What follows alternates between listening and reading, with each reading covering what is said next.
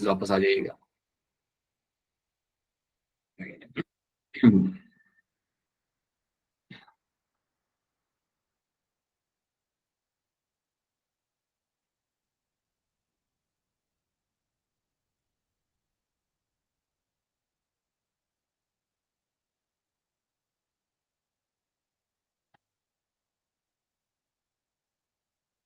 हमारी कहानी यहाँ पे खत्म हुई थी in terms of genetic code को लेकर, हमने हमारी कहानी खत्म की थी।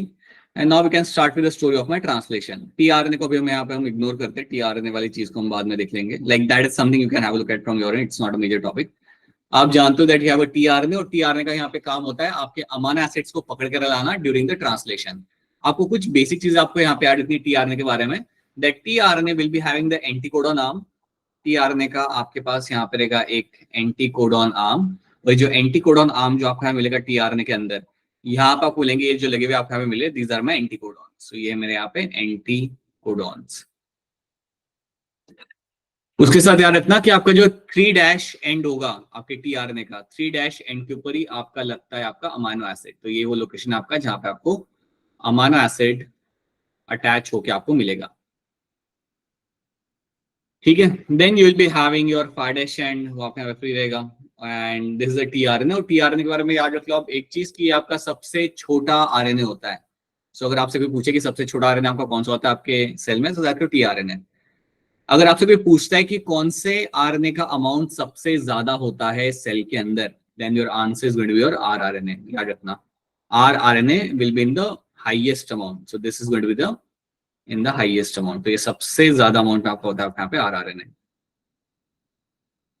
एक और बात याद रखना, आपसे पूछा जाएगा कि यार राइबोसोम किससे बना हुआ होता है। सो यू शुड नो कि राइबोसोम आपके दो चीजों से बना होता है। So if they ask you what is my ribosome is made up of, then your answer will be very simple. Ribosome मेरा बना होता है दो चीजों से, एक होता है मेरा आरआरएनए और दूसरा यहाँ पे होता है protein. So rRNA plus protein is going to give you the ribosomes. ठीक है, राइबोसोम का इस्तेमाल करेंगे हम ट्रांसलेशन के दौरान। तो फिलहाल याद रखना tRNA is a structure which will carry the amino acids, and इसके ऊपर अमाइनो एसिड को लगाने के लिए एक एंजाइम आता है जिसको हम आगे देखते हैं। जब हम ट्रांसलेशन की बात करते हैं, याद रखना जो आपने ट्रांसक्रिप्शन करके एमआरएनए बनाया था, जो आपने ट्रांसक्रिप्शन करके एमआरएनए बनाया था यहाँ पे, उस एमआरएनए को मैं यहाँ पे कन्वर्ट कर रहा हूँ मेरे यहाँ पे प्रोटीन के अंदर। That mRNA will be converted into my protein. और ये जो कन्वर्जन आपका यहाँ पे हो रहा है उसको हम बोलते हैं यहाँ पे ट्रांसलेशन। या मैं ऐसा कहूंगा कि एमआरएनए को यूज करके मैं प्रोटीन बनाता हूँ। I am using the mRNA to make my polypeptide, and that event is called as my translation. Translation करने के लिए आपको राइबोसोम्स की यहाँ पे होती है जरूरत, और यूकैरियोट्स के अंदर जो राइबोसोम आपके पास होते हैं, that is my ATS ribosomes, something we all know that.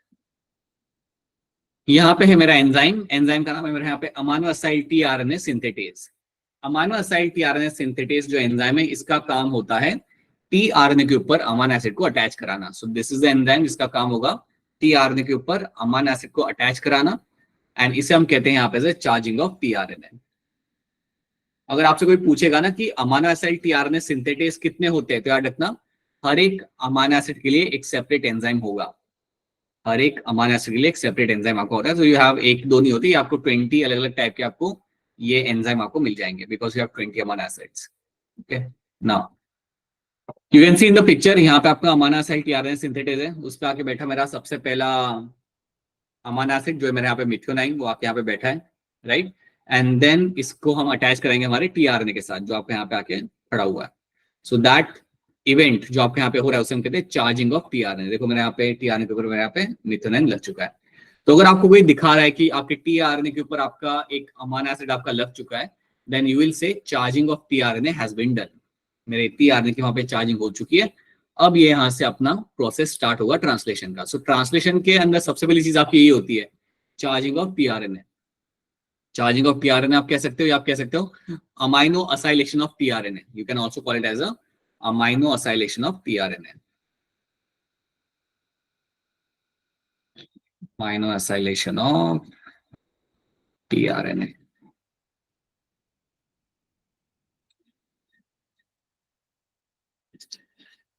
That is something you will find happening in this. ठीक है, सो याद रखना इनिशिएशन कोडॉन आपका यहाँ पे रहता है AUG। हमेशा जब आपका ट्रांसलेशन स्टार्ट होगा तो आपको जो पहला कोडॉन आपको मिलेगा और ये कोडॉन आपको मिलेगा हमेशा mRNA के अंदर। आई होप सबको याद आ रहा है कि mRNA में जो आपका पहला कोडॉन आपको मिलता है जहां से आप ट्रांसलेशन स्टार्ट करते हो वो आपका रहेगा AUG, that is going to be form methionine. So methionine से आपकी कहानी स्टार्ट होती है। तो now let's see how this is going to look. So आपका एंजाइम आपके सामने है, राइबोसोम आपके सामने है, आपके एंजाइम ने अपना काम कर चुका है वो enzyme, and now let's see how the story is going to start. तो अब यहाँ से हमारा ट्रांसलेशन स्टार्ट होगा।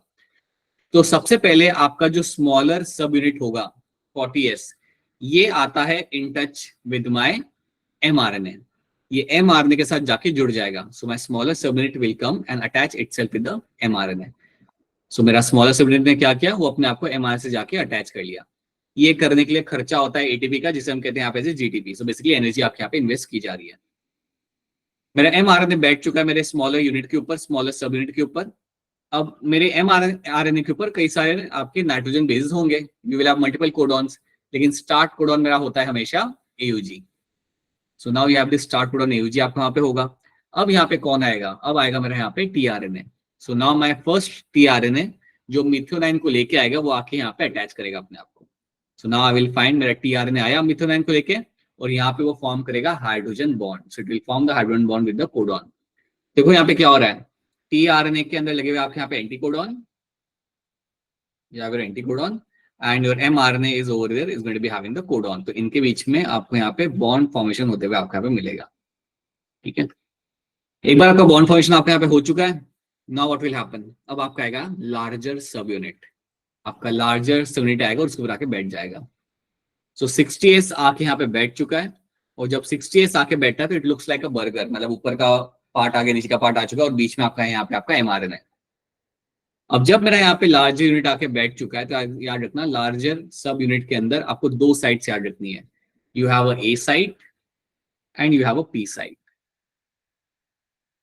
ठीक है, A साइड को हम इवन बोलते हैं एज अ एक्सेप्टर साइड।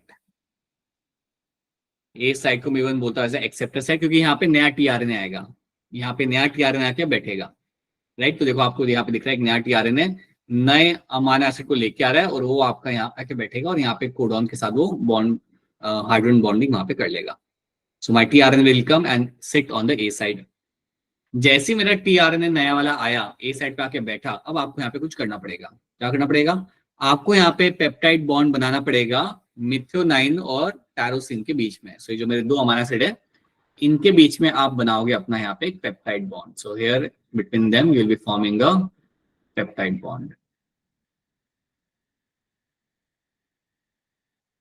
ये पेप्टाइड बॉन्ड बनाने के लिए, to make this peptide bond you need enzyme. ये करने के लिए आपको यहाँ पे एक एंजाइम की जरूरत पड़ेगी, and that enzyme is my peptidyl transferase.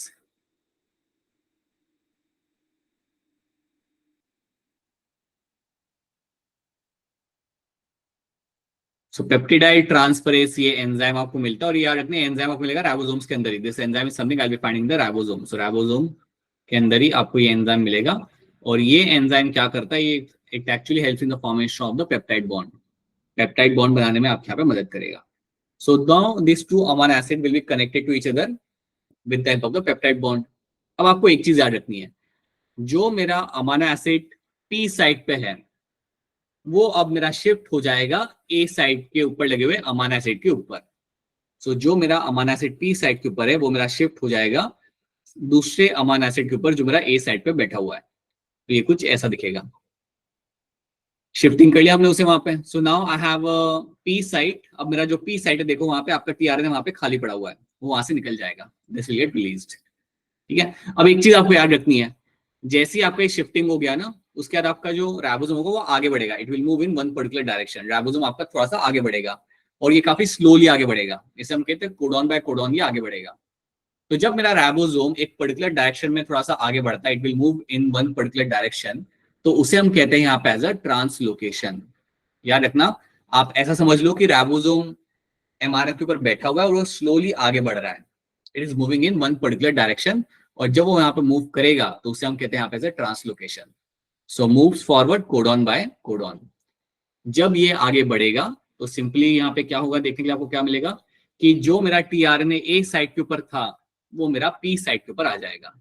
सो जो मेरा tRNA जो मेरा था यहाँ पे A साइड के ऊपर, आप देखो वहां पे वो आपका आ चुका है P साइड के ऊपर, और P साइड पे जो था वो यहाँ पे निकल चुका है, ये यहाँ से निकल चुका है। दिस हैज गॉट रिलीज्ड और नया टीआरएनए आके बैठ चुका है मेरा ए साइट के ऊपर. So now my tRNA has come and set on the A site. अब सेम इवेंट आपका यहाँ पे होगा. इन केज भी बॉन्ड फॉर्मेशन आपका यहाँ पे किया जाएगा और इस तरीके से आपका ट्रांसलेशन होता जाएगा. इस तरीके से आपकी पॉलीपेप्टाइड की चेन आपकी बनती जाएगी. सेम इवेंट आपका यहाँ पे होगा. दो आपके अमीनो एसिड यहाँ पे शिफ्ट हो जाएंगे, राइट. राइबोसोम आपके यहाँ पे आगे मूव करेगा and the same thing will keep on happening. ये आपका तब तक होता है जब तक आपके सामने स्टॉप कोडॉन नहीं आता, क्योंकि स्टॉप कोडॉन के लिए कोई टीआरएनए आपके पास नहीं होता. So now this will keep on happening and ultimately क्या होगा, एंड में आपका आएगा स्टॉप कोडॉन. जैसे ही स्टॉप कोडॉन आया, आप देख सकते हो यहाँ पे यूएजी आपका आ चुका है. यूएजी इज माय स्टॉप कोडॉन. जैसे ही मेरा स्टॉप कोडॉन आया तो यहाँ पे आएगा मेरे यहाँ पे रिलीजिंग फैक्टर आके बैठेगा. यहाँ पे मेरा रिलीजिंग फैक्टर आके बैठेगा और जैसे ही वो आके बैठता है आपके दोनों राइबोसोम्स आपके अलग हो जाएंगे और आपका पॉलीपेप्टाइड भी आपका यहाँ पे अलग हो जाएगा. सो that is how you will find your translation will stop. इसे हम कहते हैं यहाँ पे द टर्मिनेशन ऑफ ट्रांसलेशन. तो रिलीजिंग फैक्टर आपकी हेल्प कर रहे हैं यहाँ पे so that you can stop the translation और आपके प्रोटीन को आप रिलीज कर सको. ये बात आपको इसके अंदर याद रखनी है. That is the one thing you have to know in this, right. क्या ये चीज सबको याद आ रही है? हमने ये पढ़ा था all this thing. How it's clear to all of you? Yes, sir. Yes, sir.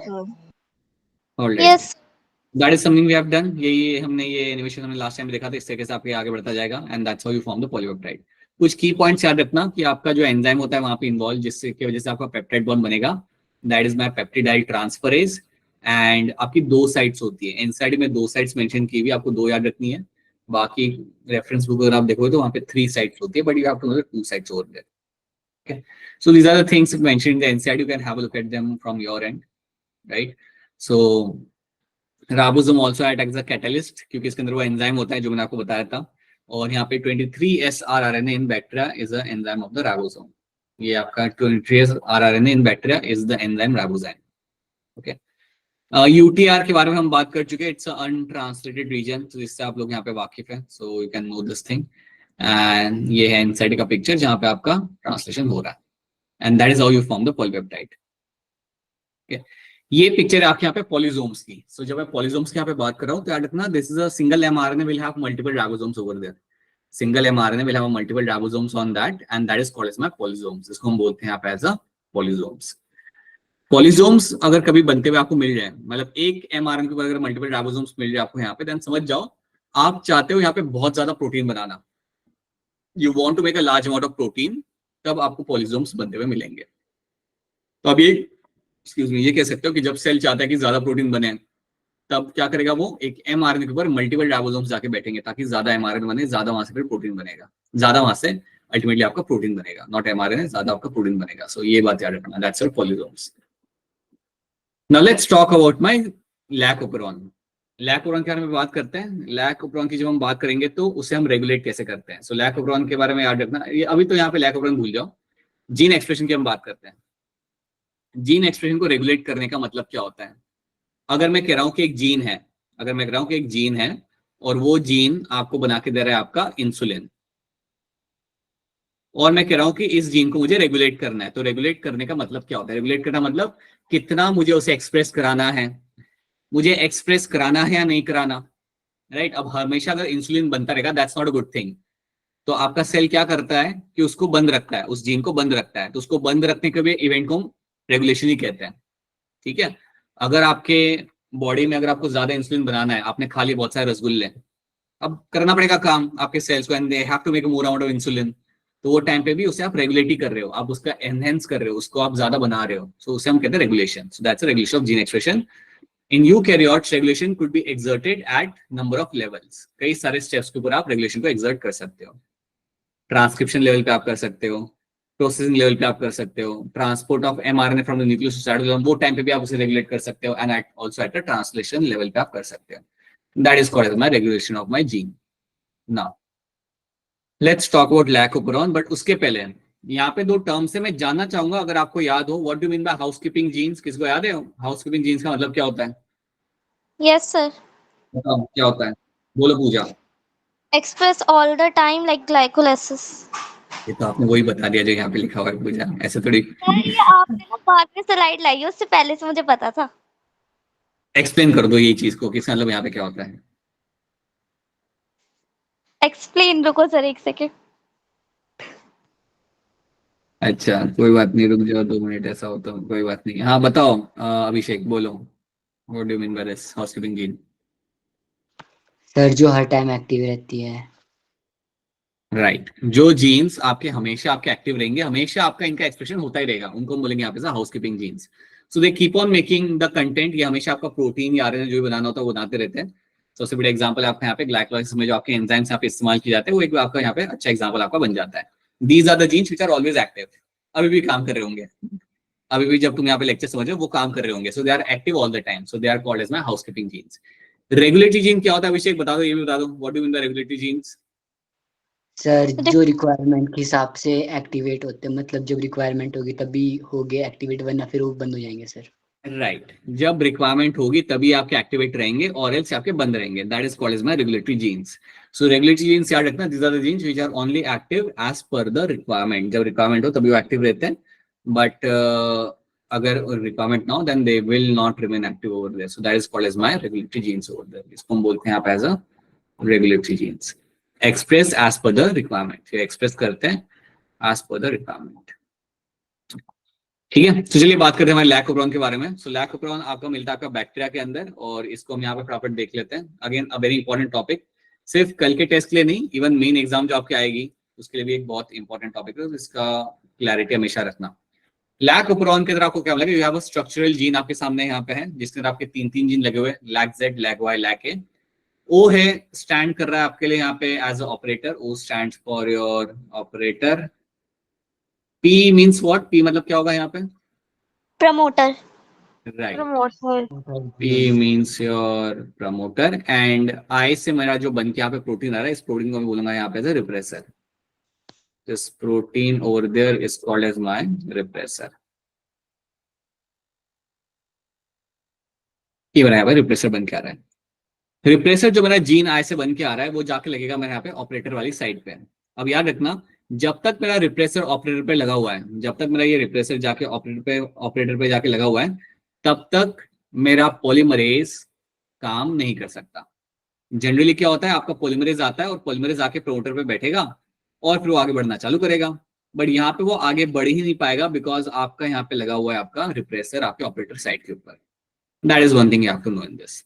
अब इसके बाद सबसे इंपॉर्टेंट चीज जो मैथ्स से फॉलोइंग में पूछी जाती है, लैक जेड आपको बना के देगा कौन सा enzyme? Beta galactosidase. Beta galactosidase.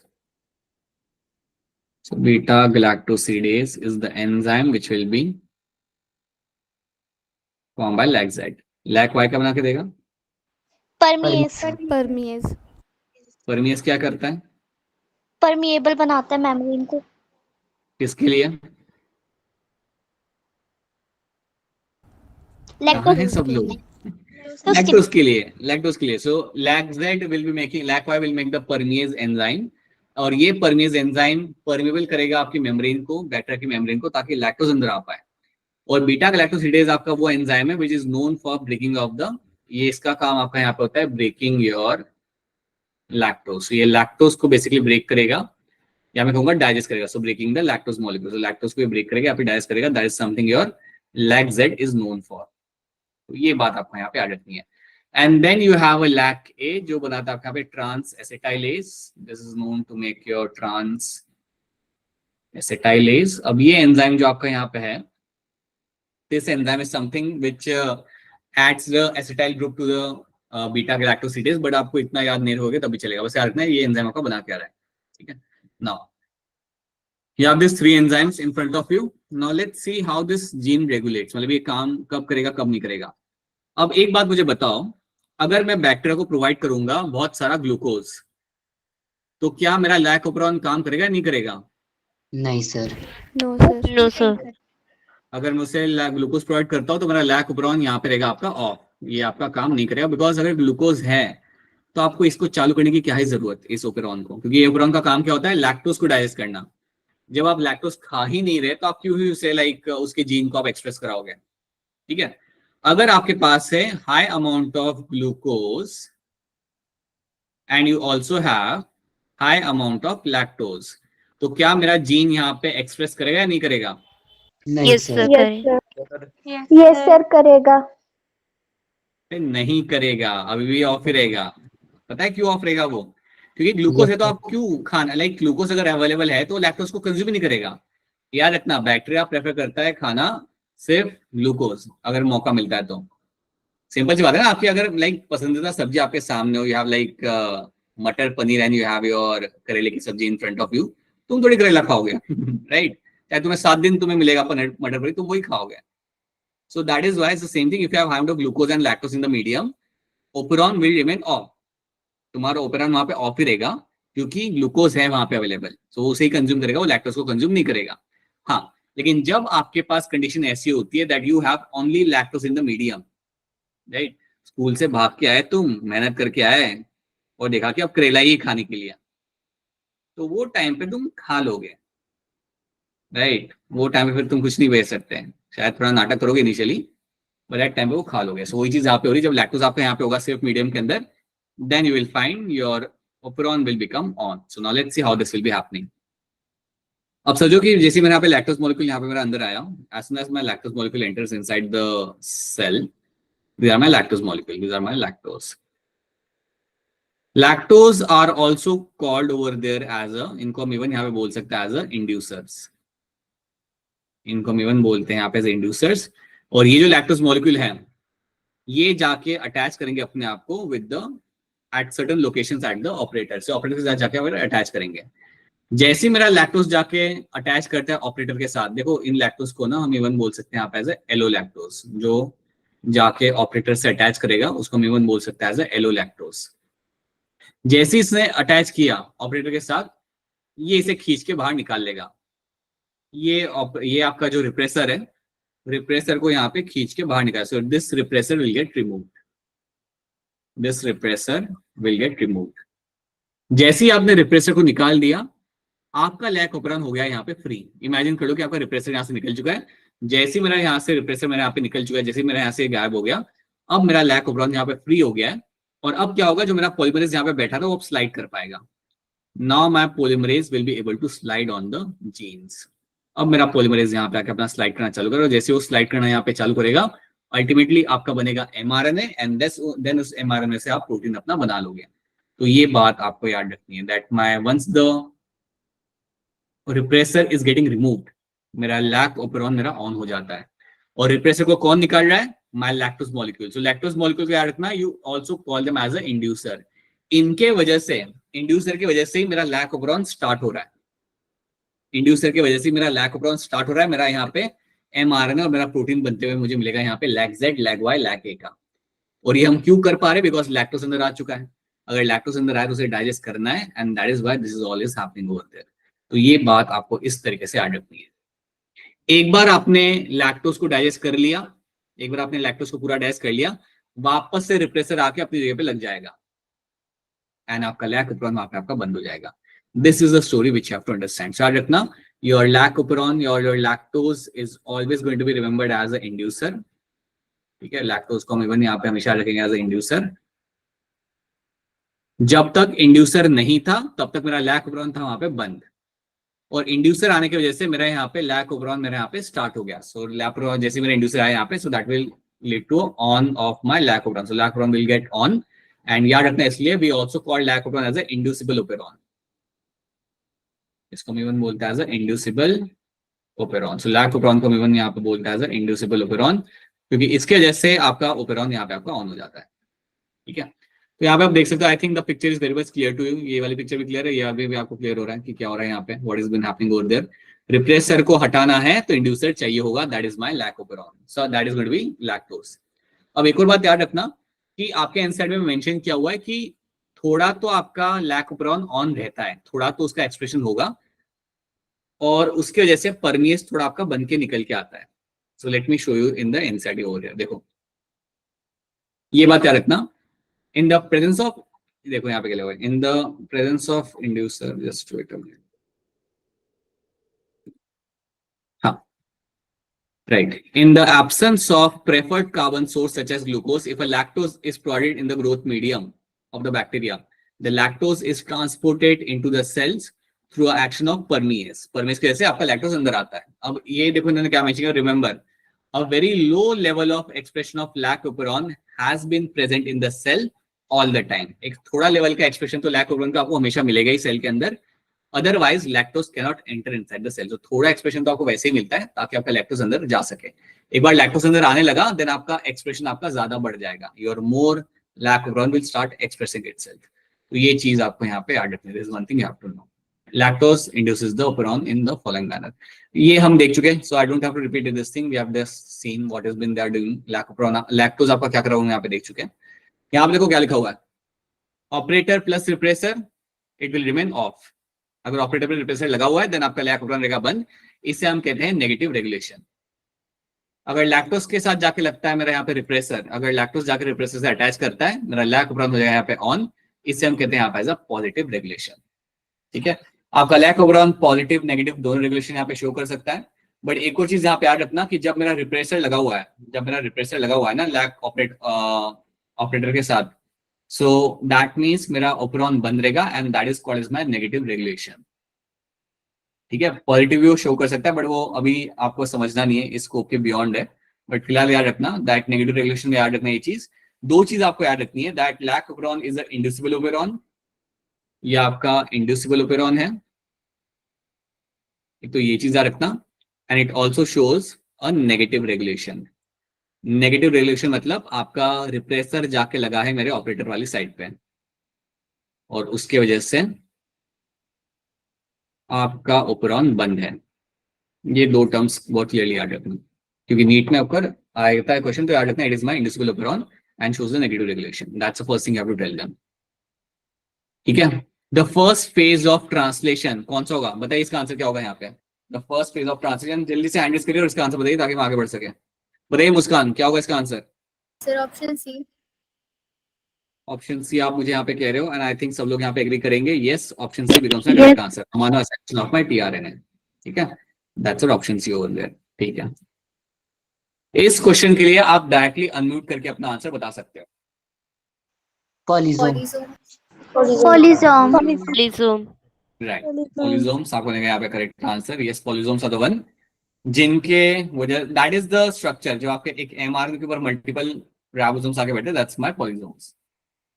The two subunit of ribosome remain united। अच्छा ये बात मैं आपको बताना चाहूंगा, that happens because of the magnesium ions। Magnesium ions का काम होता है मेरे दो यूनिट्स को जोड़ के रखना, तो ये बात भी याद रखना। Initiation codon of protein synthesis इनमें से कौन सा होता है बताइए, वैसे ही बताइए, जोर से अनम्यूट करके बोलिए क्या होगा इसका answer. Option D. AUG। D. और ये कौन सा अमीनो एसिड बनाता है। Methyl. Amino acid sequence in protein synthesis is decided by a sequence of, कौन सा सीक्वेंस डिटरमाइन करता है कि क्या होगा आपके अमीनो एसिड का सीक्वेंस, विच आरएनए। अरे इट इज योर, इसमें क्या इतना सोच रहे हो आप लोग, क्या होगा इसके अंदर आंसर। mRNA सर। mRNA। राइट, ठीक है, now take your time on this and then raise your hand. इसके अंदर आप थोड़ा टाइम ले लो। Protein synthesis in the animal cell takes place. Okay, some people have raised their hand quite quickly. Shivani Kumari, क्या लग रहा है आपको इसका आंसर।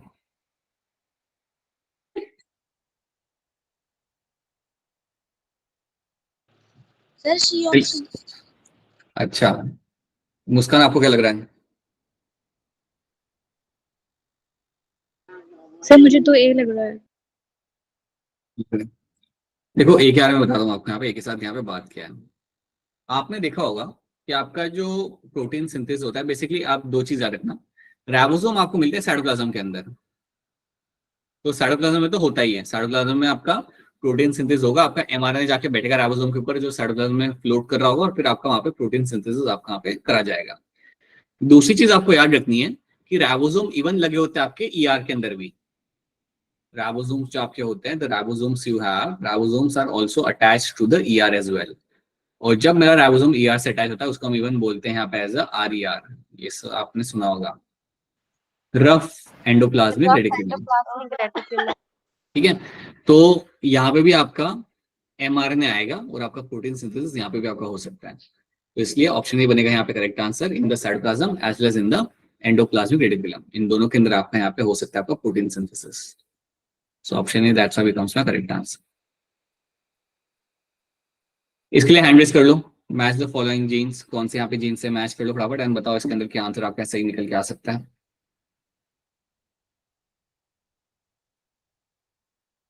बताइए तमन्ना, क्या लग रहा है इसका आंसर? सर 2 मिनट रुको, मैंने देखा ही नहीं। गलती से हो गया 2 मिनट। बताओ मिसबा, क्या होगा इसका आंसर? Option B. किशोर, आपको क्या लग रहा है? शिखा, शिखा दुबे, आपको भी क्या लग रहा है? Sir option B. Option D आपका यहाँ पे सही आंसर है, that's a correct Option answer D. Over there. Yes, आपका जो जीन आया होता है आपका, ये तो आपको बना के देगा आपका यहाँ पे रिप्रेसर। जेड जीन जो आपका यहाँ पे आपको बना के देगा आपका बना के देगा आपको बीटा गैलेक्टोसिडेज। जीन ए जो आपका यहाँ पे होगा, that's going to give you the transacetylase and Y will give you the permease. True.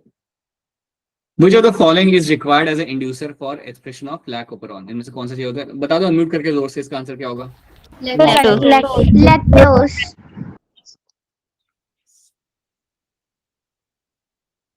Among the following are the part of operon except, इनमें से कौन सा operon का पार्ट नहीं है?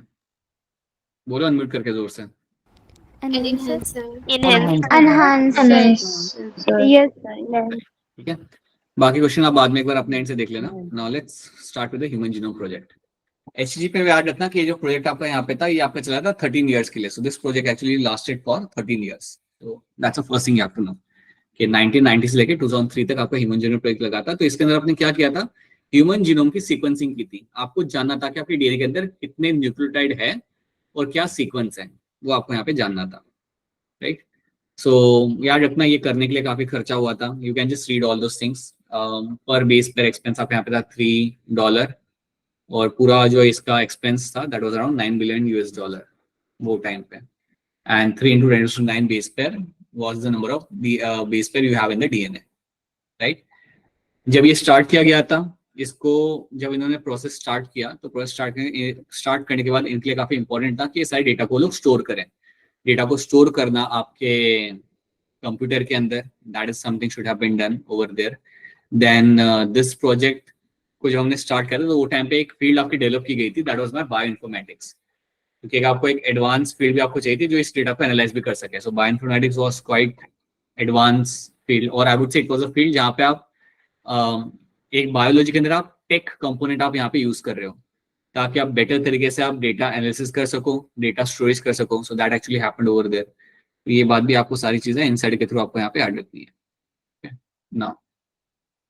गोल्स क्या थे यहाँ पे? पहला गोल था to identify all the genes. उनको लग रहा था अराउंड 20 से लेकर 25,000 जीन्स है, इन सबको हमें यहाँ पे आइडेंटिफाई करना है, that's one thing.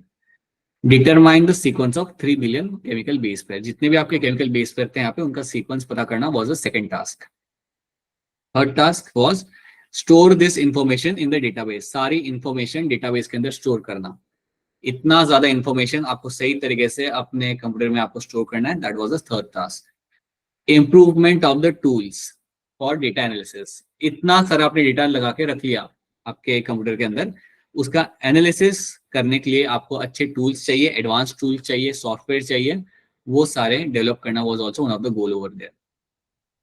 Transfer the technology to the other sector such as industry. जितने भी आपके यहाँ पे टेक्नोलॉजी आपने यहाँ पे बनाई है, उन सबको शेयर करना अलग इंडस्ट्रीज के साथ, अपने डेटा को शेयर करना इंडस्ट्री के साथ, so that they can also make a use of it. And address करना कई सारे ethical, social and legal issues को। जब आपने प्रोजेक्ट स्टार्ट किया था, आपके कई सारे इश्यूज आपके आ रहे थे वहां पे इसको लेके, और उन सबको डील करने के लिए उनकी एक अलग से टीम थी जो उनके लीगल, एथिकल और सोशल इश्यूज को वहां पे डील करती थी, right? Now, Human Genome Project was 13-year project coordinated by US Department of Energy and National Institute of Health. ठीक है, ये था यूएस के अंदर, इन दोनों ने मिलकर यहाँ पे प्रोजेक्ट स्टार्ट किया था। बाद में आपका Wellcome Trust became a partner from UK, became a major contributor, और उसके बाद बाकी भी कंट्रीज आपकी यहाँ पे आई थी, Japan, France, Germany and China were also involve over there. ठीक है, now initially it was started as a human genome project, और ह्यूमन की जीनोम का हमने सीक्वेंसिंग किया था बट याद रखना उसके साथ साथ कई सारे नॉन ह्यूमन ऑर्गेनिजम्स को का भी हमने सीक्वेंसिंग किया था। क्या थे वो हमारे यहाँ पे? सीलैंगन्स आपका यहाँ पे एक एनिमल था which is a Nematoda. Drosophila का हमने सीक्वेंसिंग किया था। प्लांट्स के अंदर राइस का किया था हमने, और अभी दोस्त का हमने यहाँ पे किया था, and we have also done it for the other animals as well. So we have used the sequencing for many non human models का भी हमने यहाँ पे सीक्वेंसिंग यहाँ पे हमने कर लिया था। So that is something we have done later on. Now अब मेथड हमारे यहाँ पे क्या थे? Now let's try to understand कि हमारे यहाँ पे कौन से मेथड हमने यहाँ पे यूज किए थे। एक मेथड था आपके यहाँ पे जिसे हम कहते हैं यहाँ पे एज एक्सप्रेस सीक्वेंस टैग्स। एक मेथड जो आपका यहाँ पे था उसे हम बोलते हैं यहाँ पे express sequence tag. Express sequence tag का मतलब यहाँ पे आपका ये होता है to know the sequence of DNA which codes for RNA. आप उस सीक्वेंस को आप पता लगाओ, या उस सीक्वेंस को या आप उसका लाइक इंफॉर्मेशन निकालो जो आरएनए बनाता है। सो जब मैं कह रहा हूँ कि मैं करना चाहता हूँ डीएनए सीक्वेंसिंग, तो मेरे पास दो तरीके हैं। एक तो मैं करूंगा एक्सप्रेस सीक्वेंस टैग, जहां पे मैं सिर्फ उसी डीएनए का सीक्वेंस पता लगाऊंगा जो आरएनए बना रहा है, और दूसरा तरीका मेरा यहाँ पे होता है सीक्वेंस एनोटेशन। दैट मीन्स मैं सारे डीएनए का सीक्वेंसिंग करूंगा, पूरे डीएनए का, चाहे वो कोडिंग कर रहा हो वो प्रोटीन का नहीं कर रहा हो, कोडिंग नॉन कोडिंग स्ट्रैंड दोनों का मिला के मैं सबका सीक्वेंसिंग यहाँ पे करूंगा। आप मुझे बताइए इन दोनों में से कौन सा ज्यादा लंबा चक्कर है? Sequence. Sir Second one. Second वाला। Sequencing. Sequence annotation is a much more lengthy process compared to my first one. ठीक है, देखो अब हम इसे करते कैसे हैं। पहले हम डीएनए लेते हैं, उसके हम फ्रेगमेंट्स बना लेते हैं कई सारे, राइट। और जो फ्रेगमेंट्स होंगे उनके हम करेंगे यहाँ पे क्लोनिंग। क्लोनिंग हम क्या करते हैं इसके अंदर? वी टेक द फ्रेगमेंट, उसे डालते हैं हमारे वेक्टर के अंदर। वेक्टर मतलब बैक्टीरियल डीएनए, बैक्टीरियल या किसी दूसरे मैक्रो का डीएनए, ठीक है। उसके अंदर हमारा क्या करेंगे, मैं हमारे फ्रेगमेंट को, सो this is my DNA fragment, जिसको मैं यहाँ पे डालूंगा आपके बैक्टीरिया के डीएनए के अंदर। इस इवेंट को हम बोलते हैं यहाँ पे एज अ क्लोनिंग। याद रखना क्लोनिंग करने का रीजन, क्लोनिंग आपके सामने जब टर्म आएगा आज फ्यूचर में, याद रखना है क्लोनिंग सिंपली मीन्स कि आप मल्टीपल कॉपीज बना रहे हो। आप एक जीन की, एक एनिमल की मल्टीपल कॉपीज बना रहे हो, उसे हम कहते हैं क्लोनिंग। तो यहाँ पे आप क्या कर रहे हो, आप फ्रेगमेंट को निकाल के डाल रहे हो आपके वेक्टर के अंदर, और वेक्टर मतलब that's a DNA. Vector is nothing but a DNA of a bacteria, it's a DNA of a bacteria, bacterial DNA. अब क्या होगा, आपका बैक्टीरिया डिवाइड करेगा, ग्रो करेगा। आपने जाना है कि बैक्टीरिया को डिवाइड करने में सिर्फ लगते हैं 20 मिनट, तो कुछ ही टाइम के अंदर आपके पास कई सारे क्लोन्स आपके बन जाएंगे आपके डीएनए के। तो ये चीज आपको यहाँ पे याद रखनी है। वेक्टर्स जो हमने यहाँ पे यूज किए थे वो आपके दो आपको याद रखने हैं, BAC and YAC, bacterial artificial chromosome and yeast artificial chromosome. ये दो टाइप के वेक्टर्स हमने यहाँ पे यूज किए थे। Bacterial artificial chromosome and yeast artificial chromosome are the two vectors which we have used, ठीक है। तो ये आपको याद रखना है कि आपका मेथड आपका यहाँ पे क्या था। जब आपने ये कर लिया, once you are done with this, आपको अब करना क्या है, आपको पता लगाना है कि इसमें सीक्वेंस है क्या। Now you have to do the sequencing over there, कि इसमें सीक्वेंस एक्चुअली मेरे यहाँ पे है क्या। वो करने के लिए हमने यूज किया हमारे यहाँ पे फेडरिक सैंगर का एक टेक्निक जिसे हम कहते हैं सैंगर सीक्वेंसिंग। याद रखना जो फेडरिक सैंगर हमारे यहाँ पे साइंटिस्ट थे, उन्होंने पता लगाया था sequence of amino acid in the protein. उन्होंने एक टेक्निक निकाली थी, वो टेक्निक आपको सीखनी नहीं है, बट उन्होंने टेक्निक इन्वेंट की थी जिसके थ्रू आप प्रोटीन के अंदर जो अमाइनो एसिड का सीक्वेंस होता है उसे आप पता लगा सकते हो। और उसी टेक्निक को यूज करके हमने पता लगाया कि आपके डीएनए के फ्रेगमेंट के अंदर क्या सीक्वेंस होता है आपके न्यूक्लियोटाइड का। सो that is something done with the help of my Sanger sequencing. तो ये आपको एक पॉइंट यहाँ पे याद रखना है, ओके। और आखिरी चीज आपको यहाँ पे याद रखनी है, सीक्वेंसिंग करने के बाद मैपिंग करना आपके लिए वहां पे इंपॉर्टेंट था। मैपिंग मतलब चलो आपने पता लगा लिया कि ये सीक्वेंस है आपके डीएनए का, अब आपको पता लगाना है कि ये सीक्वेंस मुझे कौन से क्रोमोसोम के ऊपर मिलेगा। That is called as my mapping. सो फिर उसकी मैपिंग करना भी वहां पे उनके लिए वहां पे काफी ज्यादा इंपॉर्टेंट था। So that is something they did. इतनी बातें आपको याद रखनी कि फेडरिक सैंगर के यहाँ पे कॉन्फ्यूजन यहाँ पे आपका क्या था, एंड उसके बाद उन्होंने यहाँ पे मैपिंग करके and everything was feed into the advance computers में, ये सारा डेटा उन्होंने यहाँ पे फीड कर दिया था। So that's a shortest way to understand all those things, ठीक है। Now the sequence of chromosome 1 was completed only in the May 2006, right? This was the last of the 24 chromosomes, ठीक है। ये आपका लास्ट क्रोमोसोम आपका यहाँ पे था जो हमने कंप्लीट किया था 2006 के अंदर। तो ये चीज आपको यहाँ पे this something you have to know. अब हम देखते हैं कि आपको क्या पता लगा जब आपने ये सक्सेसफुली खत्म कर लिया आपका योर ह्यूमन जीनोम प्रोजेक्ट, तो आपको आउटकम क्या मिला। So let's have a look at the outcomes over here. The human genome contains 3164.7 million base pair, ये हमें पता चला। एवरेज लेंथ जो होता है आपके जीन का वो आपका रहता है यहाँ पे 3000 बेस पेयर, ठीक है। सबसे बड़ा जो आपका यहाँ पे जीन है that is my dystrophin gene, that's the largest gene, जिसका होता है आपका 2.4 मिलियन बेस का ये जीन होता है, that's the largest gene, that's a dystrophin. Total number of gene जो आपके सेल के अंदर होते हैं वो है अराउंड 30,000। पहले लग रहा था कि बहुत ज्यादा होते होंगे बट इतना अमाउंट नहीं है, that would be 30,000। Almost all people, all nucleotide bases are exactly same in all the people. 99.9% हमारा डीएनए सबका सेम रहेगा, right. The function are unknown for 50% of the gene. 50% gene के अभी तक हमें रोल ही नहीं मालूम। इतने सारे जीन हमने यहाँ पे देख लिए बट 50% जीन्स के रोल ही हमें पता नहीं है। So now it's actually quite interesting to understand कि क्या बनाते होंगे वो, क्या करते होंगे, और जो वो बनाते हैं उसका रोल क्या होता होगा। So that is what people understand. Less than 2% are going to be coding for the protein. सिर्फ 2% जीन आपके यहाँ पे होते हैं जिनमें से आपका प्रोटीन बनता है, बाकी जो होता है वो आपका नॉन कोडिंग सीक्वेंस होता है। आई होप आपको ये बात याद होगी। फ्यूचर के सिलेबस में हाँ शायद चेंज हो जाए, राइट प्रिंस, पर अभी तो या सो याद रखना फ्यूचर के सिलेबस में ऐसा हो जाए कि अब सिर्फ 30% बाकी है जिनका हमें रोल नहीं मालूम। So you should know that कि आपका सिर्फ 2% डीएनए जो होता है ना वो कोड करता है आपका प्रोटीन के लिए, ओनली 2%। बाकी सब आपका होता है non coding sequence.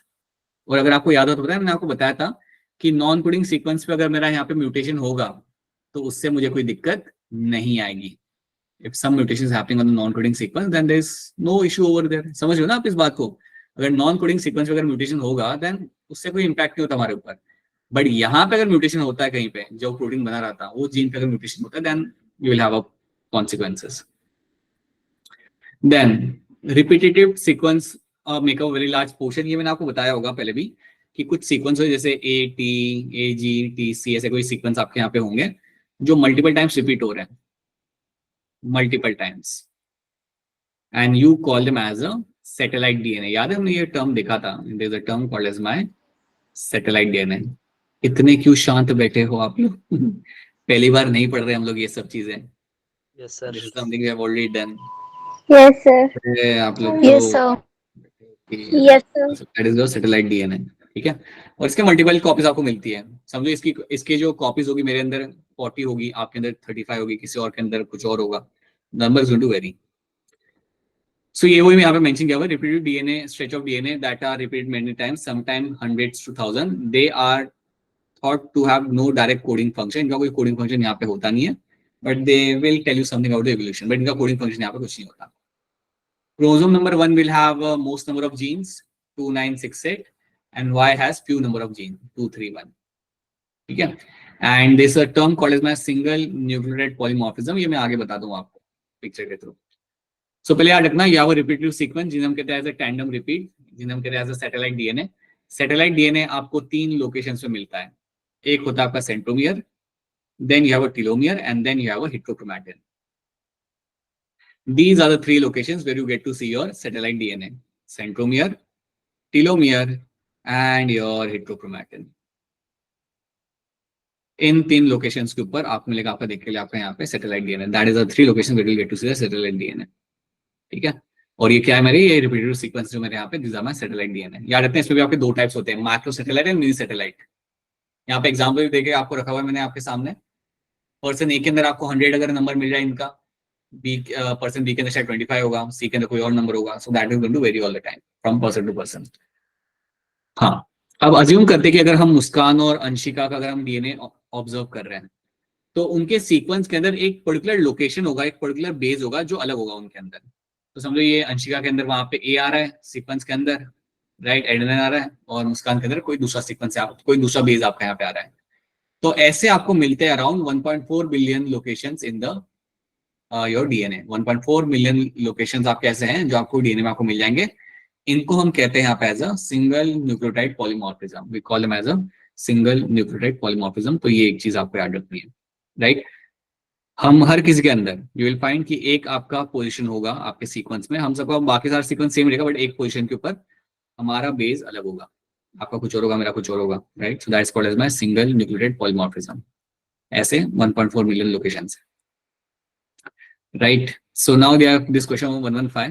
Express sequence tags refers to what? Express sequence tags का यहाँ पे मतलब क्या होता है? वैसे ही अनुरूप बता दो जोर से। Sir B option. अनम्यूट करके इतना देर से बताया। यस, ऑप्शन भी बेटा। एक्सप्रेस सीक्वेंस टैग्स का मतलब ये होता है कि मेरा वो, आप, ये एक टेक्निक है, ये एक मेथड है आपका।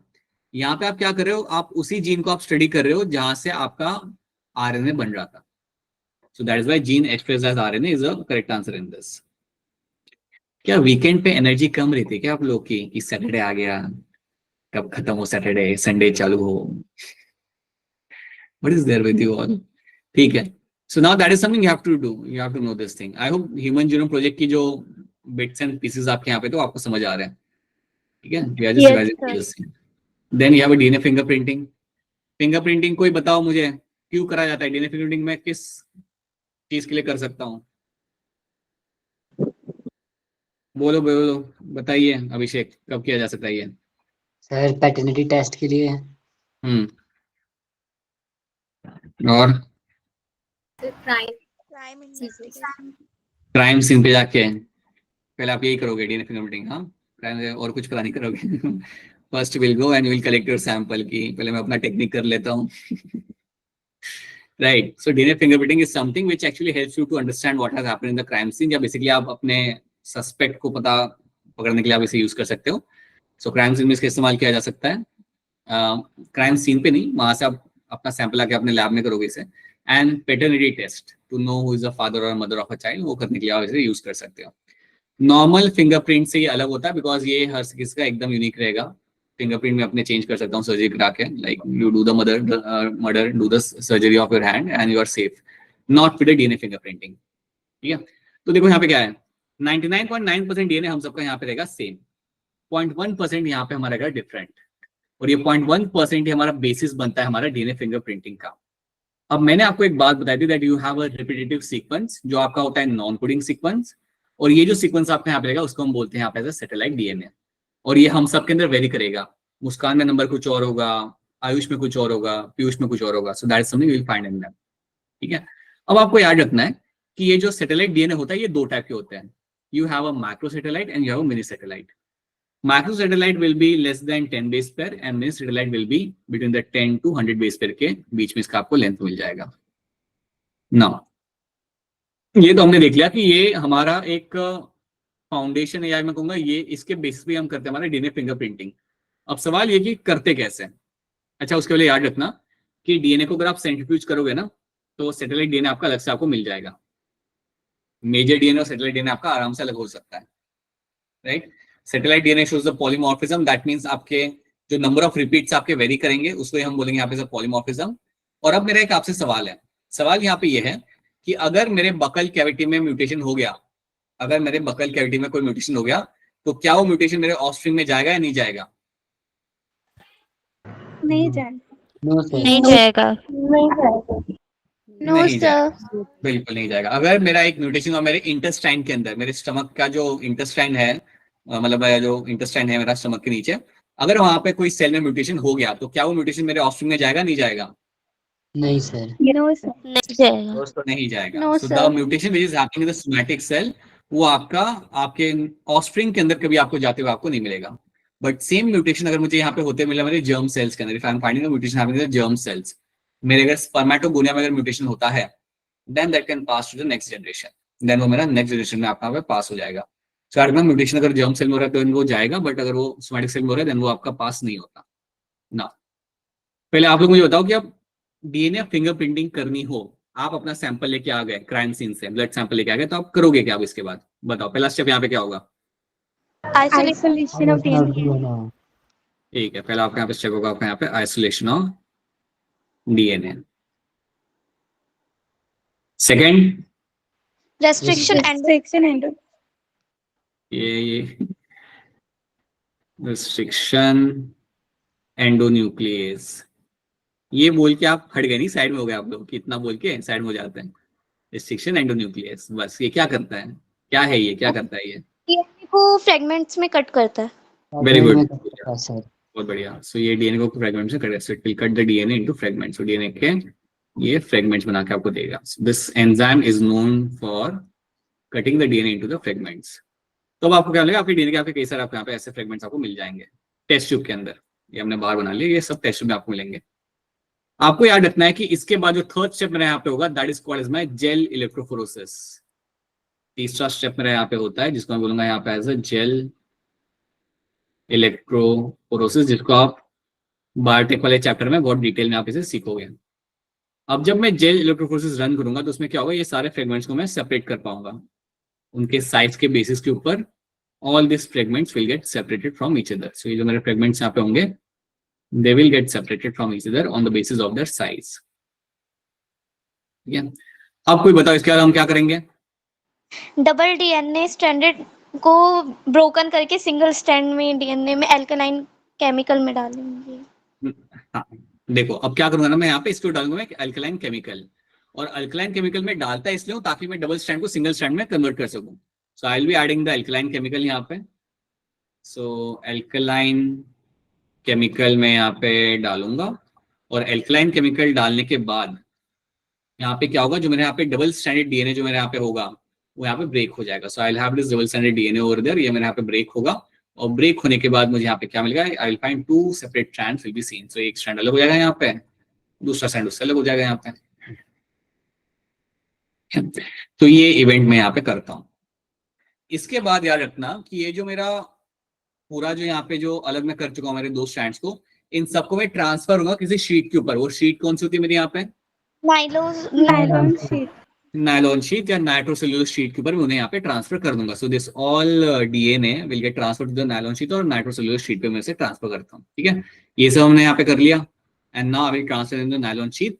और इस प्रोसेस को हम कहते हैं यहाँ पे एज अ सडन ब्लॉटिंग। कुछ याद आ रहा है? हमने ये पढ़ा था, हाँ, you call them as a Southern blotting. सो सडन ब्लॉटिंग मैं अपना यहाँ पे कर चुका हूँ। मेरे सारे के सारे डीएनए स्ट्रैंड्स जो है मेरे यहाँ पे एक नायलॉन शीट के ऊपर आ चुके हैं। अब मैं क्या करूंगा, अपने लैब में बनाऊंगा एक प्रोब। अब तुम ऐसा सोचो, आप ऐसा इमेजिन करो कि समझो एक सीक्वेंस है आपके सैटेलाइट का ATGTC, ये एक सीक्वेंस है, ये एक सीक्वेंस है, और इस सीक्वेंस को मुझे पकड़ना है, इसको मुझे ढूंढना है। ये एक मेरा सैटेलाइट डीएनए का सीक्वेंस है, इसको मुझे यहाँ पे ढूंढना है या टारगेट करना है। तो मैं लैब में क्या करूंगा, इसका एक कॉम्प्लीमेंट्री स्ट्रैंड बनाऊंगा लैब में। इसका कॉम्प्लीमेंट्री स्ट्रैंड यहाँ पे क्या होगा? रेडियोएक्टिव। TAC। ए है ना सामने, सो डीएनए है, ए के सामने टी आएगा, इसके सामने आपका आएगा यहाँ पे ए, इसके सामने आपका आएगा सी, ए एंड जी। A और G। ये जो मैं अपना फ्रेगमेंट बना रहा हूँ ना डीएनए का, ये मैं लैब में बना रहा हूँ। ये लैब में जो मैंने फ्रेगमेंट बनाया ये थोड़ा यूनिक होगा। This is will be having a radio active material, इस पे कुछ लगा हुआ मुझे यहाँ पे मिलेगा। This fragment will show the radio activity, और इसलिए मैं इसको यहाँ पे बोलूंगा as a radio active probe. This will be called as my radio active probe.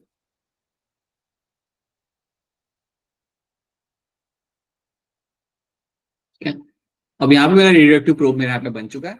अब जब मेरे यहाँ पे रेडियो एक्टिव प्रोब यहाँ पे बन चुका है, अब मैं क्या करूंगा, इस प्रोब को मैं डाल दूंगा नायलॉन शीट के अंदर। तो इसको मैं अब रिलीज कर दूंगा, I will add this in the nylon sheet.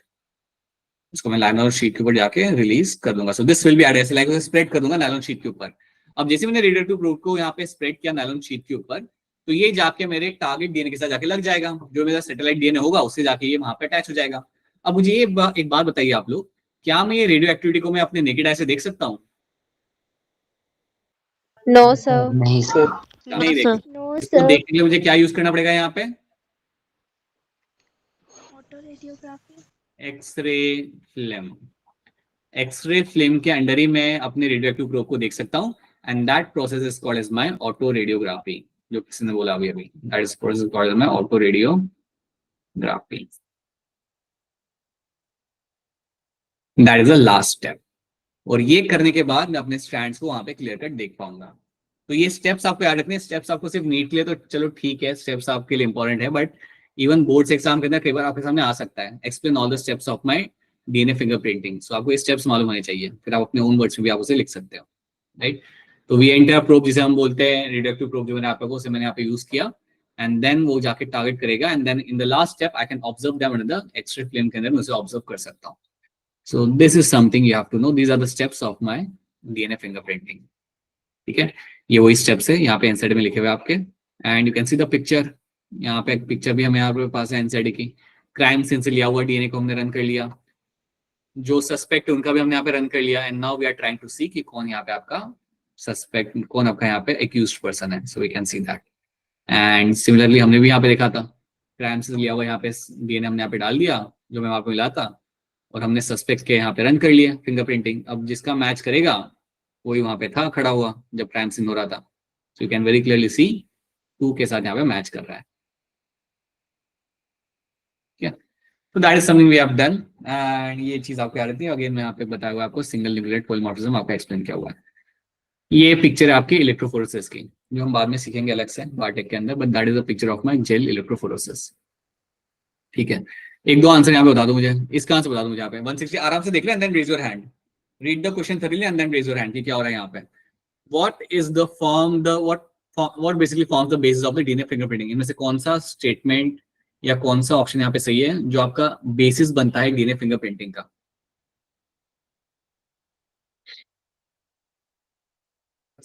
एक ही इंसान, बाकी लोग भी हैंडल्स करिए बेटा। What is the basis of DNA fingerprinting, बताइए शगुन, क्या होगा इसका answer. D option. Option D लग रहा है आपको। दीप्ति आपको क्या लग रहा है। Sir option D. एंड पलक आपको क्या लग रहा है। Sir option D.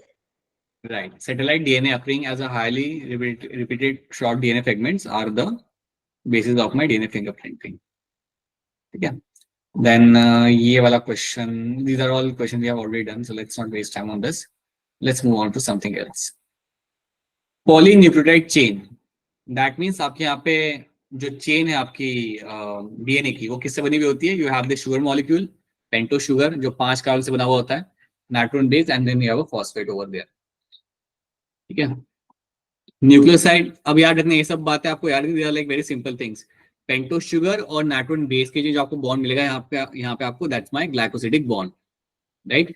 Then pento sugar और मेरा यहाँ पे फॉस्फेट के साथ जो मुझे यहाँ पे बॉन्ड मिलेगा, that is my phosphoester bond.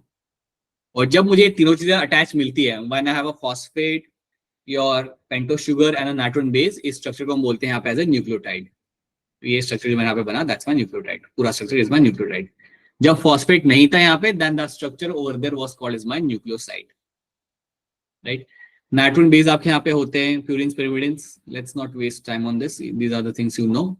हाँ, ये बात याद रखना कि आपका जो बॉन्ड फॉर्मेशन होगा, उसके लिए इस पेंटो शुगर में से कौन सा कार्बन आइटम अटैक करेगा मेरे दूसरे न्यूक्लियोटाइड को।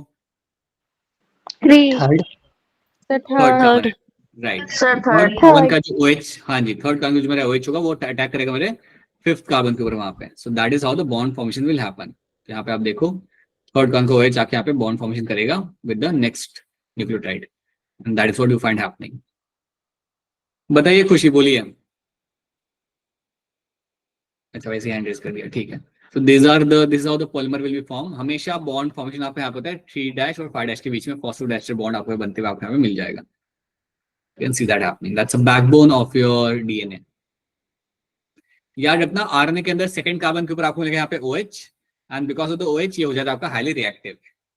RNA is going to be highly reactive compare to your DNA. उसके बाद याद रखना, आरएनए आपका अनस्टेबल भी होता है, और क्योंकि आपका आरएनए अनस्टेबल होता है, इसलिए उसके अंदर आपको म्यूटेशन भी ज्यादा होते हुए आपको मिल जाएगा। So you will find a mutation will be seen happening in them very regularly compare to your DNA molecule. So ये चीज आपको यहाँ पे याद रखनी है। सो वॉटसन क्रिक का यहाँ पे आपके सामने मॉडल है डीएनए का।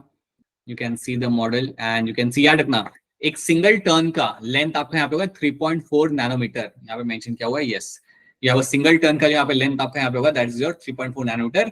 और 2 नाइट्रोजन बेस के बीच में जो आपका यहाँ पे टाइम होता है, दैट जो डिस्टेंस होता है, that is your 0.4 nanometer. So 0.4 nanometer is a distance between the 2 nitrogen base pair. और जो एक सिंगल टर्न में जो आपको यहाँ पे जो लेंथ मिलेगा, दैट इज योर 3.4 नैनोमीटर। तो ये चीज आपको यहाँ पे याद रखनी है। और एक सिंगल टर्न में आपको मिलते हैं आपके यहाँ पे 10 बेस पेयर। ये सारी इंफॉर्मेशन है जो आपको पहले भी बताई गई थी, अभी मैं आपकी बार फिर आपके सामने रिपीट कर रहा हूँ। 2 हाइड्रोजन बॉन्ड्स आपको मिलेंगे एडेनाइन और थायमिन के बीच में, एंड ग्वानिन और साइटोसिन के बीच में you will have the 3 hydrogen bond. Okay, so now you can see over here this bond formation. These are the chain over there, right? ये सब याद रखना प्लीज। इन दो की जो आपको डिस्टेंस है मिला, that's my 0.3 nanometer. This is my 0.3 nanometre.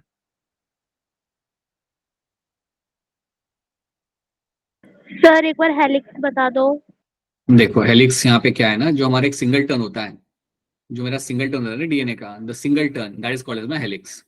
और एक सिंगल टर्न जो आपका यहाँ पे होगा, उसका लेंथ आपका यहाँ पे होगा हमेशा 3.4 nanometer. Single turn okay sir. होता है, that is called as my helix and that is going to be having a length of 3.4 nanometer. ठीक है, चलो फिर समथिंग यू हैव डन, ये याद रखना है। हाँ, अब एक और इम्पोर्टेंट चीज, आपके डीएनए के अंदर आपको मिलता है हिस्टोन प्रोटीन। हिस्टोन प्रोटीन्स का अगर आपको याद हो, then we have something like your two things you will get to see in that. You have दो टाइप के अमाइनो एसिड आपको ज्यादा मिलते हैं वहां पे, एक होता है आपका लाइसिन, एक होता है आपका अर्जिनिन। और उसके जैसे आपके जो हिस्टोन प्रोटीन्स होते हैं वो आपके हो जाते हैं पॉजिटिवली चार्ज। सो यार इतना बेसिक अमाइनो एसिड आपको वहां पे मिलते हैं which are positively charge amino acid आपको वहां पे मिलेंगे, अर्जिनिन एंड लाइसिन। एंड इसके जैसे हिस्टोन प्रोटीन्स का जो चार्ज होगा वो आपका यहाँ पे होगा पॉजिटिव। डीएनए जो आपका यहाँ पे होता है is going to be negatively charge, और ये इसलिए आराम से रैप कर पाता है हिस्टोन प्रोटीन के साथ। सो ये चीज आपको यहाँ पे अगेन छोटी चीज है लेकिन इंपॉर्टेंट है। You can see all your octamer of Hista protein, you can see that. अच्छा एक बात बताओ, ये जो आपका डीएनए यहाँ पे रैप करा हुआ है हमने इसके आसपास, इसका लेंथ कितना होता है? 2.2 मीटर। 200 base pair, नहीं बाबा, 200 base pair. This length of DNA which is wrapped around the single nucleosome, नहीं आपका स्ट्रक्चर आपका न्यूक्लियोसोम, तो यहाँ पे आपका जो डीएनए आपका रैप करके हमने यहाँ पे रखा हुआ है, that is my 200 base pair का डीएनए हमने यहाँ पे रैप करके रखा हुआ है इसके आसपास, जो कॉइल करके रखा हुआ है, दैट्स 200 बेस पेयर। 2.2 मीटर तो बेटा आपका पूरा डीएनए का लेंथ है, that's the length of the complete DNA. ठीक है, so now you will have this is my nucleosome and you have a DNA molecule over there, right? You have a histone octamer over there, you have a DNA nucleosome, and फिर ये आपका condense होता जाएगा, you have a linker DNA as well, ये condense होगा and condense कर करके फिर आपको बना के देगा आपका यहाँ पे chromatin. So my nucleosome will get condense to form a chromatin, आप यहाँ पे देख पा रहे हो कंडेंस हो रही है और बनेगा आपको क्रोमैटिन बना के देगा। क्रोमैटिन कंडेंस और होगा और आपको बना के देगा आपको यहाँ पे क्रोमोसोम। ठीक है, सो याद रखना packaging of chromatin, additional set of protein are required. जब आप क्रोमैटिन को और कंडेंस कर रहे होते हो, उसकी और पैकिंग कर रहे होते हो, तो आपको एडिशनल कुछ प्रोटीन चाहिए होते हैं, उन्हें हम बोलते हैं non histone chromosomal protein, we call them as a non histone chromosomal protein, right. Chromatin याद रखना दो टाइप के आपके यहाँ पे होते हैं, एक होता है आपका हेटेरोक्रोमैटिन, एक होता है आपका यहाँ पे यूक्रोमैटिन। सो हेटेरोक्रोमैटिन जो आपके यहाँ पे होगा उसके अंदर ट्रांसक्रिप्शन होते हुए आपको नहीं मिलेगा, you don't find transcription happening in the heterochromatin. But आपका जो यूक्रोमैटिन आपका होता है that is known to show you a good amount of transcription. याद रखना यूक्रोमैटिन जो आपका यहाँ पे होगा it will be lightly stain, काफी लाइट कलर से स्टेन से आपका स्टेनिंग इसकी हो जाएगी यहाँ पे, या लाइट कलर के आपके the staining material you will be using, उससे आपका स्टेनिंग यहाँ पे कर लेगा। बट यहाँ पे जब आप स्टेनिंग करते हो तो it will show the dense staining will be seen, dark colour staining will be seen over there, और ये डेंसली पैक्ड होगा, this will loosely packed, will be densely packed. Heterochromatin की अगर मैं आपको एग्जांपल दूं, सो सेंट्रोमियर पे आपको मिलेगा heterochromatin, sorry heterochromatin is one of the sequence जहां पे आपको मिलता है आपका satellite DNA, this is a sequence you will get to see a satellite DNA, और ये ज्यादा आपका ट्रांसक्रिप्शन नहीं करता, this is a fragment of, this is a segment of a DNA जहां पे आपका ट्रांसक्रिप्शन होते हुए आपको नहीं मिलेगा। So that is thing you have to remember. ये पिक्चर याद रखना, लेंथ याद रखना, these are the things of the NCERT. अब यहाँ पे हमारे पास ज्यादा टाइम है नहीं, इसलिए मैं इसके अंदर मैं आपको एक चीज बताना चाहूंगा, जब भी आपके सामने हर्शी चेज का एक्सपेरिमेंट आएगा, आपको याद यहाँ पे ये रखना है कि इसका आउटकम क्या था। सो इसका आउटकम आपका यहाँ पे ये था कि when they did the Hershey chase experiment, पहले आप ये याद रखना कि उन्हें मालूम नहीं था कि डीएनए है आपका जेनेटिक मटेरियल या आपका प्रोटीन है। So they were trying to have a confirmation कि जेनेटिक मटेरियल आपका है क्या, इधर इट्स अ डीएनए या मेरा प्रोटीन है। और जब उन्होंने यहाँ पे हर्शी चेज का यहाँ पे एक्सपेरिमेंट किया गया, when they did this experiment, so they finally came to realise that it is your DNA which is my genetic material. और ये करने के लिए याद रखना इन लोगों ने यहाँ पे यूज किया था आपके यहाँ पे radio active phosphorus and radio active sulphur. अब आप मुझे बताइए कि आपका जो सल्फर होगा, जो आपका सल्फर होगा आपका यहाँ पे, जो आपका रेडियो एक्टिव सल्फर आपने यहाँ पे यूज किया था, दैट वाज माय सल्फर 35। ये एक वायरस के अंदर कहाँ पे जाके लगेगा, उसके आउटर बॉडी के अंदर या उसके डीएनए के अंदर, क्या लगता है आपको? Outer body. Outer body. Outer body का नाम यहाँ पे क्या होता है वायरस के अंदर? Protein. Protein code. Capsid.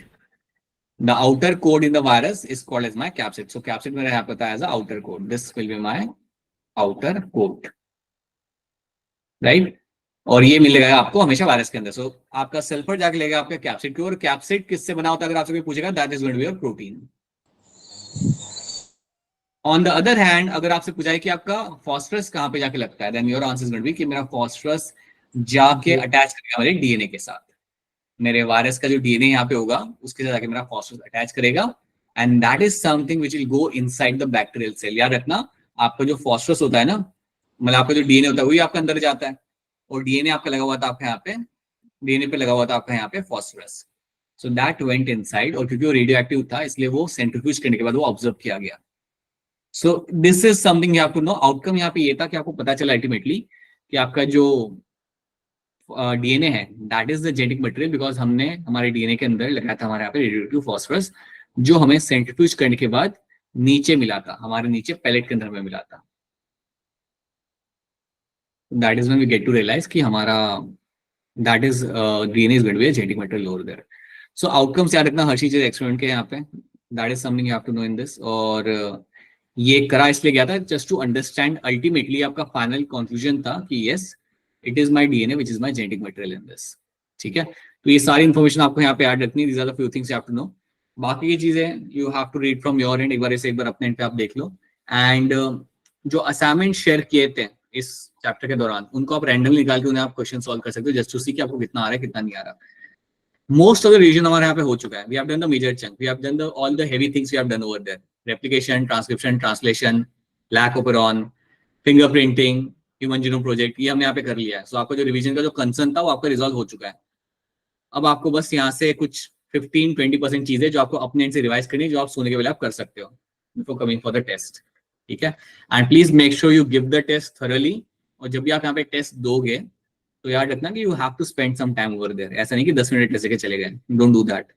Spend your time thoroughly over there and give your test genuinely, ताकि आपका स्कोर भी आपको फिर सही से रिफ्लेक्ट करेगा. ठीक है. अच्छा एक बात बताओ, ये सब टॉपिक्स को लेके आपको कोई कंसर्न है आपको यहाँ पे? Other topics clear to all of you now? Yes sir, clear है. Yes, sir. So these are the topics should be, yeah, you can just go through them once again from the NCERT, but these are the things which you have to remember all the time. Now, yes, now you have a test tomorrow, so please make sure you give your test thoroughly and अच्छा score चाहिए मुझे. कितना आ जाएगा बता दो. 160 marks का test है, कितना ले आओगे आप लोग? बोलो, डालो चैट. सर 100 के ऊपर. Give me the answer in the chat. 120 plus Prince कह रहा है. बाकी लोग बस प्रिंस, बाकी लोग सर सोचेंगे. 120 प्लस 100 के ऊपर भी आ रहा है किसी का स्कोर.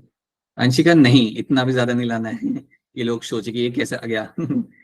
160 कैसे आ गया. बड़े होने चाहिए. हाँ ठीक है, बहुत बढ़िया. नीट में मैं सोचूंगा कि आप 360 ले आना आप, लेकिन 160 भी ट्राई करना. Let's see. Alright, so I am getting around 130 plus 130. सो मैं एक्सपेक्ट कर रहा हूँ कि आप लेके आओ यस अराउंड 120 के टू के ऊपर. थोड़ा इतना तो मुझे चाहिए ही चाहिए. इससे जितना अच्छा ला सकते हो that's a very good thing. But इसके नीचे अगर आ रहा है अच्छी बात नहीं है. Alright, so bring as good score as possible. आ सकता है, कोई बड़ी बात नहीं. You can get a good score in this. आपने सब कुछ पढ़ रखा है, क्वेश्चन आपने बहुत सारे सॉल्व किए. And I tell you something, sometime जो हम लोग क्वेश्चन सॉल्व करते हैं ज्यादा डिफिकल्ट होते हैं कई बार टेस्ट से at times. So I think you should be able to handle this test very easily and you should get a good score, right? So yeah, these are the things we have done. अब आपके कोई अगर यहाँ पे concern है इस chapter को लेके, then you can please reach out to me, ask your concerns right now. By the way, I'm quite happy to see many of you joining for the 11th वाला class जो आप लोग लगा रहे हो. So I'm quite happy to see majority of you joining that class as well, coming for the 12th class as well. That's a good thing. That actually shows your strong intent towards your goal. So that's nice. ठीक है. All right. Now, if you have any queries, then please go ahead and ask your queries. अगर कोई queries आपके यहाँ पे नहीं है, then that's it. आपका लेक्चर